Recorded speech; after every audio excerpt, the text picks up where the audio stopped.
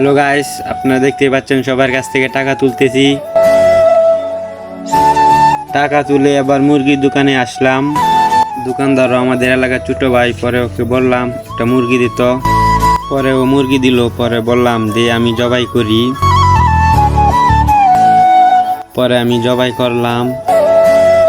জবাই করার পর ওরে বললাম মুরগিটা চিল্লা দিত।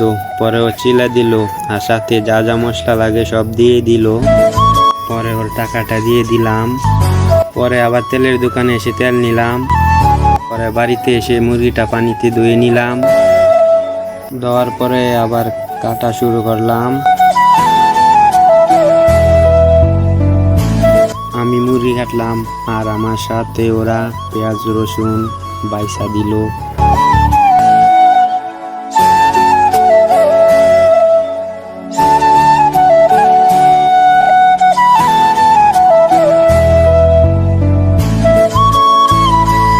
মুরগি কাটার পর মাংসটা একটু হলুদ দিয়ে ভাজা করে নিলাম। পরে আবার পেঁয়াজ রসুন আদা বাটা দিয়ে দিলাম। মরিচের গুঁড়া, হলুদের গুঁড়া, ধনের গুঁড়া, যা যা মশলা লাগে সব দিয়ে দিলাম। সব কিছু মশলা দিয়ে কিছুক্ষণ কষিয়ে নিলাম। মশলা কষানোর পরে ভাজা মাংসটা দিয়ে দিলাম।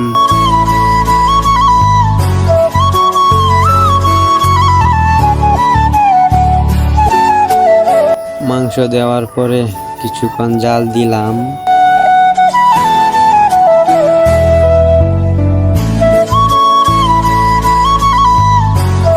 অবশেষে আমাদের রান্নাটা হয়ে গেল। পরে চুলা থেকে মাংসটা উঠিয়ে নিলাম।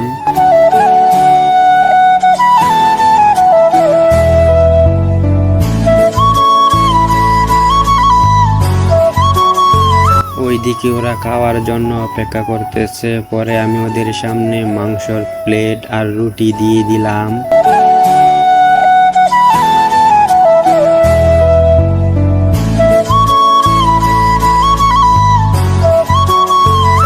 ওদেরকে দেওয়ার পর ওদের সাথে আমিও বসে পড়লাম খাওয়ার জন্য। পরে সবাই একসাথে খেলাম। যাই হোক, অনেকদিন পর রুটি আর মুরগি পাটি দিয়ে অনেক ভালো লাগলো।